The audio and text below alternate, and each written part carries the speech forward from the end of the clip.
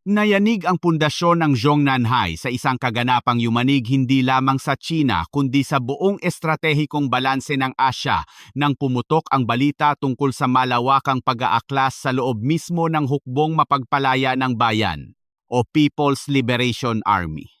Ang matagal ng bulong-bulungan ng hindi pagkakaunawaan sa pagitan ng Partidong Komunista at ng militar ay nauwi sa isang hayagang hamon sa kapangyarihan matapos ang sabay-sabay na paglagda ng 25 general sa isang tinaguriang madugong liham o blood letter. Ito ay hindi lamang simpleng petisyon o hinaing. Ito ay isang deklarasyon ng giyera sibil sa loob ng pasilyo ng kapangyarihan.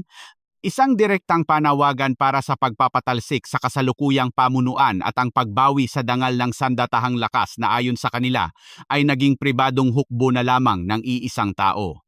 Ang kaganapang ito na naganap sa kalagitnaan ng Mayo taong 2026 ay nagsisilbing pinakamalaking banta sa katatagan ng rehimen mula noong mga kaganapan sa Tiananmen. At ang epekto nito ay damang-dama mula sa mga base militar sa Pasipiko hanggang sa mga sentro ng kalakalan sa buong mundo.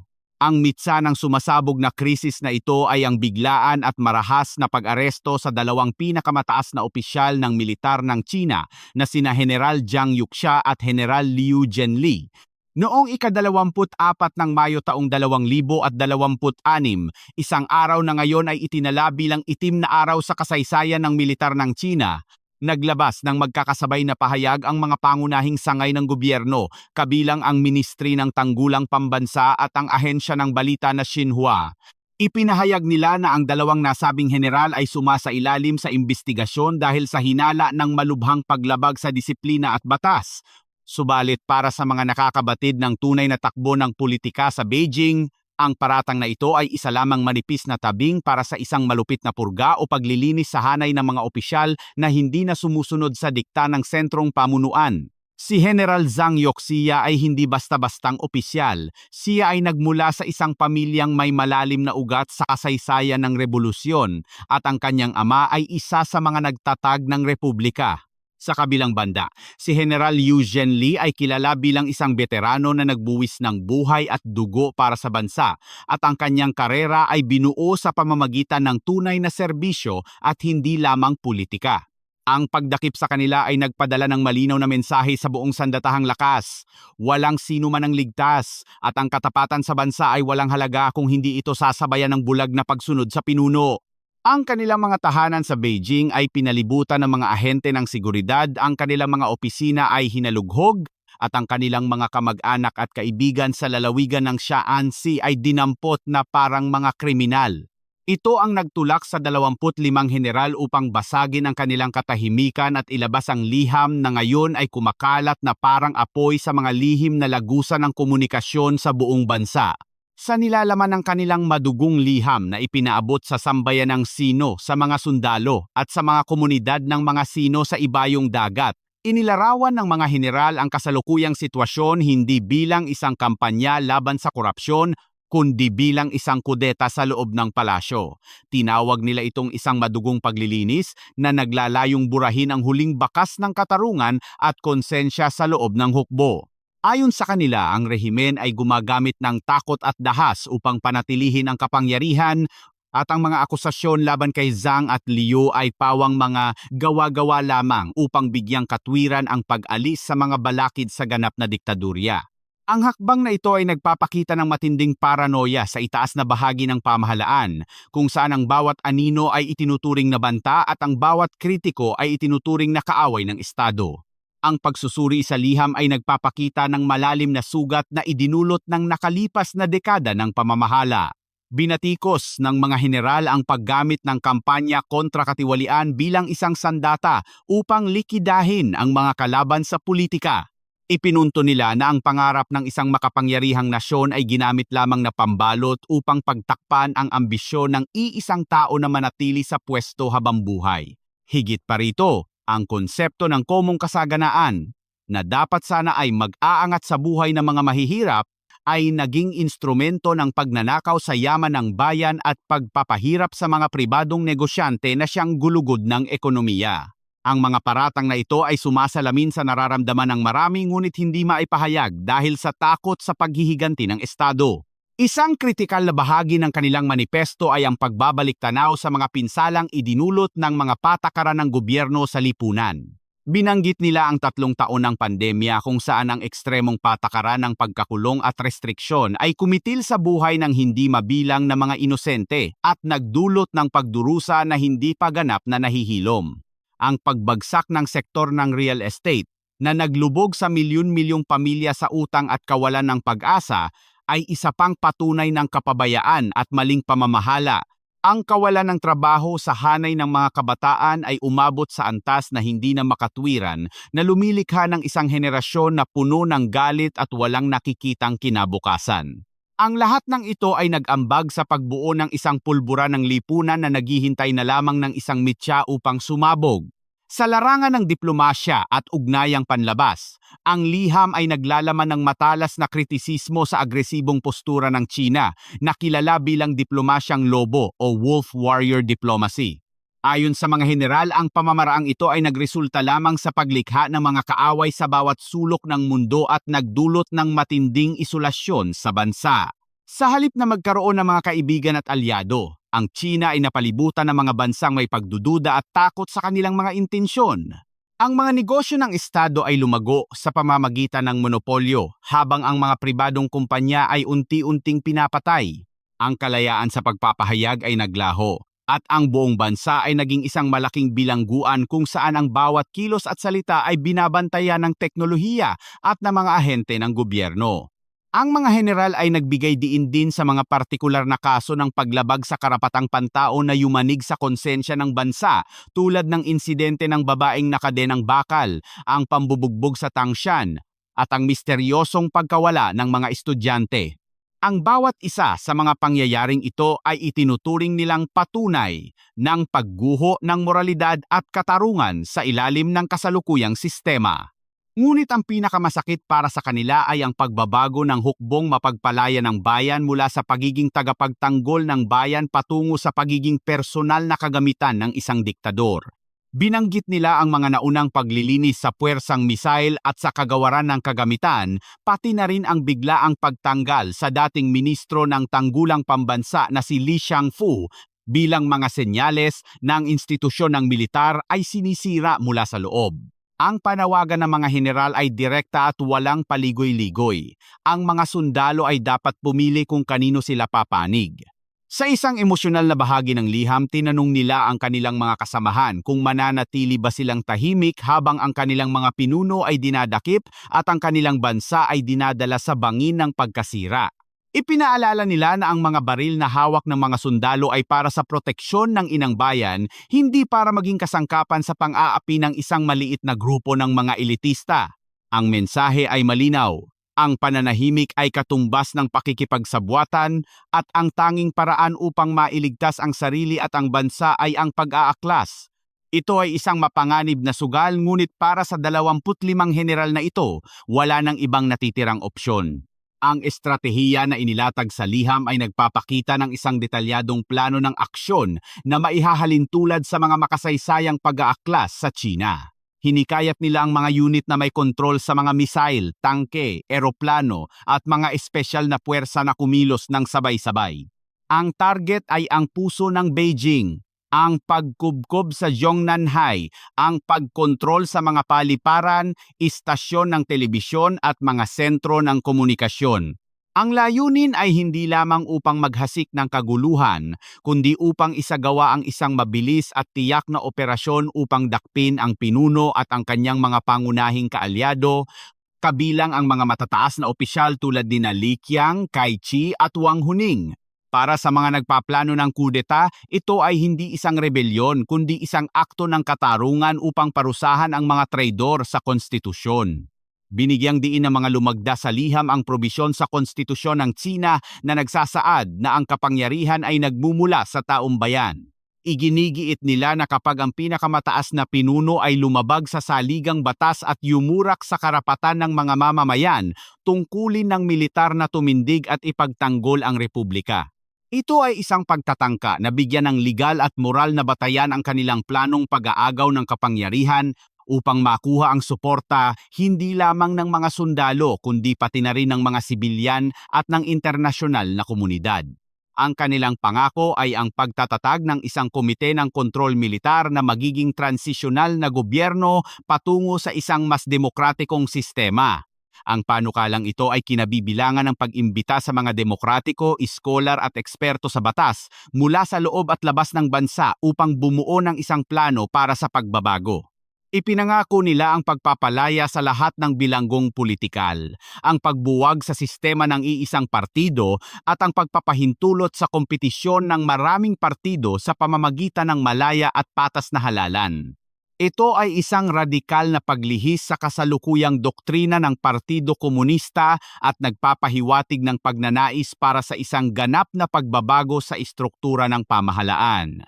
Ang bisyo na ito ng isang demokratikong Tsina ay tiyak na makakaakit sa suporta ng kanluran, ngunit nagdudulot din ito ng matinding panganib ng kawalang tatag sa panahon ng transisyon.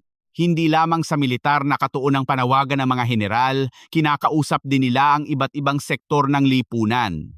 Sa mga manggagawa na dumaranas ng pagsasara ng mga pabrika at hindi pagbabayad ng sahod, hinihikayat silang magwelga at sakupin ang mga pampublikong espasyo.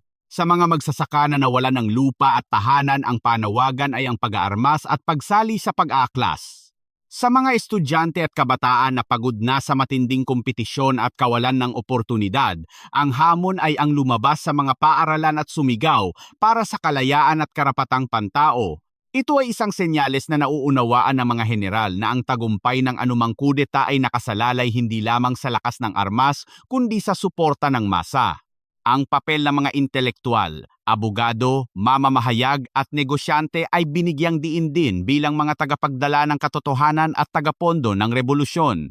Kahit ang mga Tsinong nasa ibang bansa ay tinawagan upang gamitin ang kanilang kalayaan sa pagsasalita upang ipaalam sa mundo ang nangyayari at kumonekta sa mga internasyonal na puwersa, ang mensahe ay malawakan at inklusibo na naglalayong pag-isahin ang lahat ng elemento ng lipunan na may galit sa kasalukuyang rehimen. Ang paggamit ng mga makabagong teknolohiya tulad ng VPN at naka-encrypt na mga mensahe ay iminungkahi bilang paraan upang malampasan ang matinding sensyura at paghihigpit sa impormasyon. Sa kabila ng matapang na panawagan, inamin ng mga general na ang landas na kanilang tinatahak ay puno ng panganib.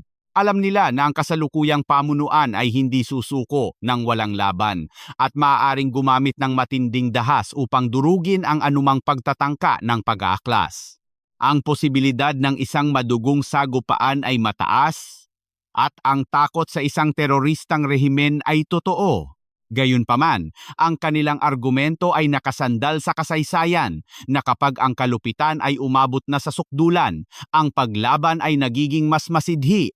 Ipinaalala nila ang pagbagsak ng mga nakaraang rehimen na inakala ring hindi matitinag bilang patunay na walang diktadurya ang maaring manatili habang buhay kung ang hukbo at ang bayan ay magkakaisa laban dito.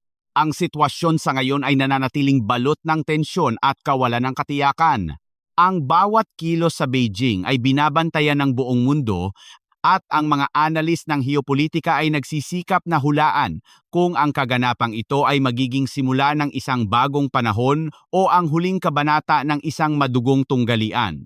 Ang paglitaw ng mga senyales sa media ng Estado tulad ng mga artikulo sa dyaryo ng militar na tumatalakay sa mga makasaysayang pagtakas at muling pagbangon ay binibigyang kahulugan ng mga eksperto bilang mga kodigo na nagpapahiwatig ng pagkawala ng kontrol ng sentrong pamahalaan.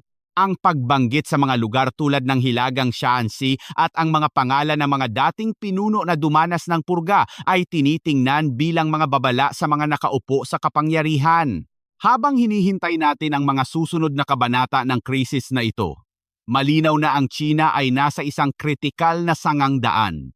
Ang panawagan para sa isang demokratikong Tsina ay isang nakakagulat na pag-unlad mula sa loob ng mismong institusyon na nagpanatili sa Partido Komunista sa kapangyarihan sa loob ng mahabang panahon. Kung magtatagumpay ang mga general, mababago nito ang mukha ng Asya at ng buong mundo.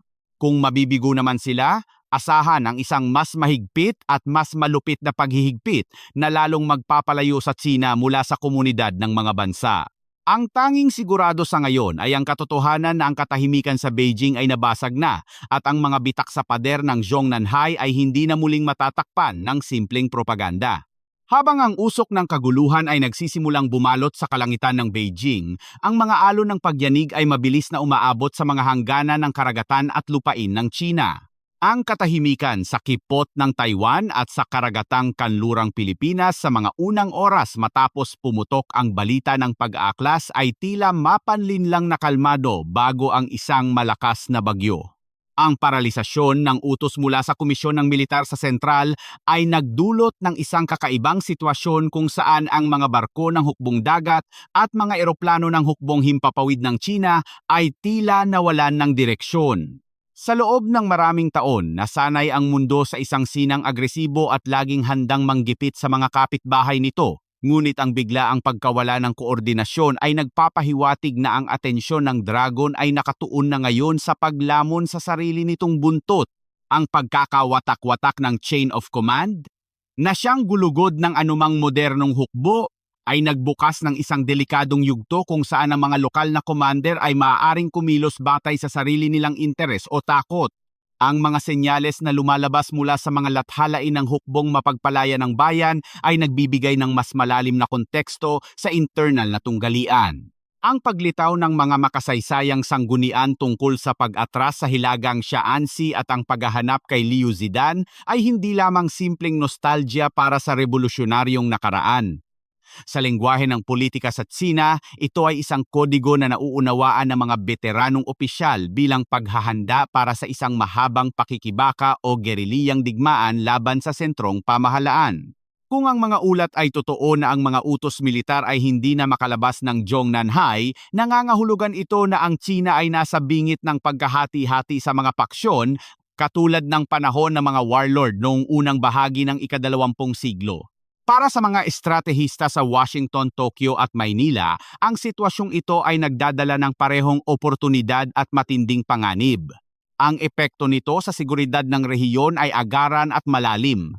Ang tinaguriang unang kadena ng isla, kung saan nakapwesto ang Pilipinas bilang isang kritikal na bahagi, ay biglang nagbago ang papel mula sa pagiging pader ng depensa patungo sa pagiging tagamasid sa isang nasusunog na higante. Ang posibilidad na ang Beijing ay maglunsad ng isang panlabas na digmaan upang pag-isahin ang nagkakagulong bansa ay isang senaryo na hindi maaaring isantabi. Sa kasaysayan, ang mga diktadorya na humaharap sa matinding problemang internal ay madalas na humahanap ng mga dayuhang kaaway upang ilihis ang atensyon ng publiko. Sa sitwasyong ito, ang Taiwan o ang mga inaagaw na teritoryo sa dagat timog China ay maaaring maging target ng isang desperadong aksyon. Gayunpaman, mayroon ding posibilidad na ang hukbo ay maging abala sa pagpoprotekta sa kani-kanilang mga baluarte na magreresulta sa pansamantalang paghupa ng mga agresibong aktibidad sa karagatan. Para sa Estados Unidos at mga alyado nito, ang krisis na ito ay nagpapakita ng isang bangungot sa larangan ng seguridad nuklear.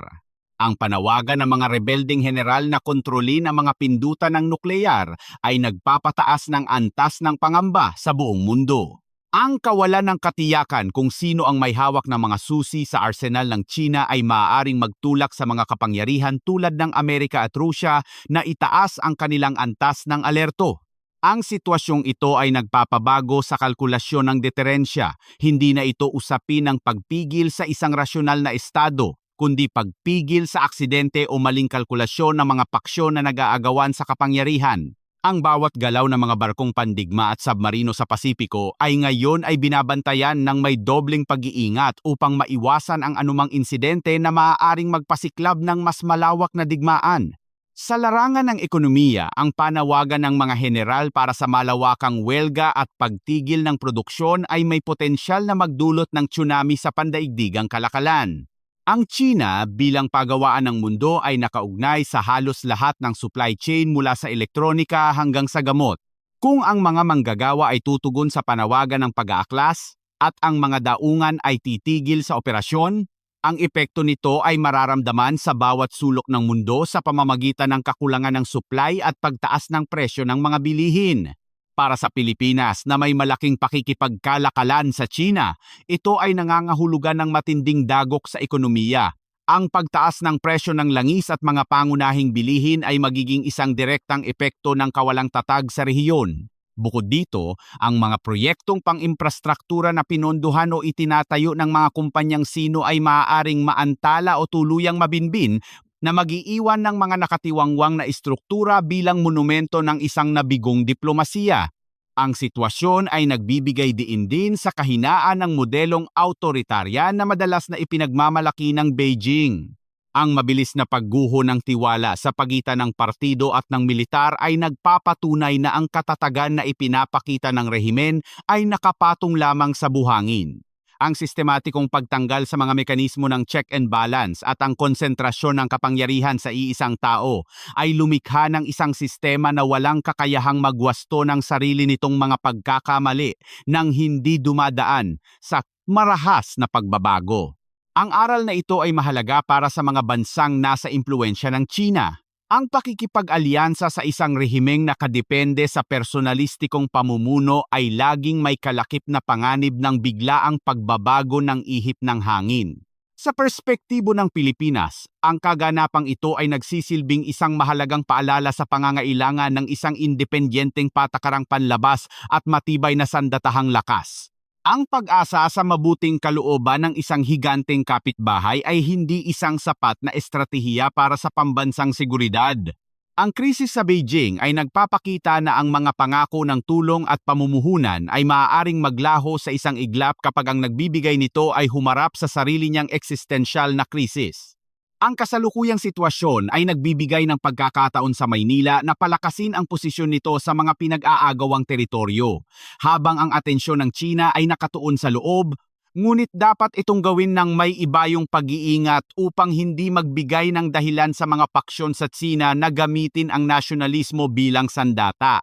Ang panawagan para sa demokrasya at federalismo sa loob ng madugong liham ay nagbubukas ng isang pinto para sa isang bagong China. Ngunit ang kasaysayan ay nagtuturo na ang transisyon mula sa diktadurya patungo sa demokrasya ay bihirang maging mapayapa. Ang panukala ng mga general na magtatag ng isang komite ng transisyon at magpatawag ng eleksyon ay isang idealistikong pangarap na haharap sa matinding pagtutol mula sa mga nakikinabang sa kasalukuyang sistema. Ang posibilidad ng isang matagalang digmaang sibil ay mas mataas kaysa sa isang mabilis at malinis na pagpapalit ng gobyerno. Kung magkaganito, ang Pilipinas at ang ASEAN ay kailangang maghanda para sa pagdagsa ng mga refugee at ang paglaganap ng mga armas at kriminalidad na maaaring tumawid sa mga hangganan. Sa kabilang dako, kung magtatagumpay ang pag-aaklas at maitatatag ang isang demokratikong China, ito ay magbabago sa buong estratehikong mapa ng Asya. Ang isang China na nakikipagtulungan sa halip na nakikipagkumpetensya at gumagalang sa batas internasyonal ay ang pinakamimithi ng komunidad ng mga bansa. Subalit ang daan patungo roon ay puno ng mga tinik. Ang pagbuwag sa Partido Komunista na may 70 milyong miyembro at kontrol sa bawat aspeto ng lipunan ay isang gawaing halos imposible ng walang malawakang pagdanak ng dugo. Ang mga susunod na buwan ay magiging pagsubok hindi lamang para sa mga general at sa kanilang mga tagasunod, kundi para sa katatagan ng buong rehiyong Asya-Pasipiko. Ang papel ng impormasyon at teknolohiya sa krisis na ito ay hindi matatawaran. Ang panawagan ng mga general na gamitin ang VPN at mga encrypted messaging apps upang ikalat ang katotohanan ay nagpapakita na ang digmaan ay hindi lamang sa lupa at dagat kundi pati na rin sa cyberspace. Ang Great Firewall ng China na idinisenyo upang pigilan ang pagpasok ng impormasyon mula sa labas ay ngayon ay sinusubok mula sa loob. Ang kakayahan ng mga mamamayan na makakuha ng totoong balita at mag-organisa ng mga pagkilos sa kabila ng matinding sensura ay magiging susi sa tagumpay o kabiguan ng revolusyon. Ito ay isang paalala na sa modernong panahon, ang kontrol sa naratibo ay kasing halaga ng kontrol sa teritoryo. Habang papalapit ang tinukoy na petsa ng mga malalaking pagbabago sa 2026, ang mundo ay naghihintay na may halong pangamba at pag-asa. Ang Huyetsu o madugong liham ng 25 general ay maaaring maging mitya ng isang bagong bukang liwayway o ang simula ng isang mahabang gabi ng kaguluhan. Ang tanging sigurado ay ang katotohanang ang status quo ay nabasag na at ang China na kilala natin sa nakalipas na mga dekada ay hindi na babalik sa dati. Ang mandate of heaven o ang basbas ng langit, isang sinaunang konsepto sa politika ng China na nagbibigay ng lehitimong karapatan sa isang dinastiya na mamuno, ay tila kumukupas na mula sa kasalukuyang pamunuan. Para sa mga Pilipino, ang kaganapang ito ay isang hamon sa ating pangunawa sa geopolitika. Hindi tayo maaaring maging simpleng tagamasid lamang. Ang anumang mangyayari sa ating higanting kapitbahay ay tiyak na dadapo sa ating pintuan. Ito ay panahon ng pagmamasid, paghahanda, at pagpapatibay ng ating sariling mga institusyon. Ang aral ng kasaysayan ay malinaw, ang kapangyarihan ay lumilipas, ang mga rehimen ay bumabagsak, ngunit ang interes ng bansa at ang kaligtasan ng mamamayan ay dapat manatiling pangunahing prioridad. Sa huli, ang kapalaran ng Asya ay hindi nakasalalay sa iisang bansa o iisang pinuno, kundi sa kolektibong pagkilos at pagkakaisa ng mga nasyon na naghahangad ng kapayapaan at katarungan. Ang krisis sa China ay isang babala sa lahat. Ang tunay na lakas ng isang bansa ay wala sa dami ng kanyang armas, kundi sa pagkakaisa at kalayaan ng kanyang mamamayan.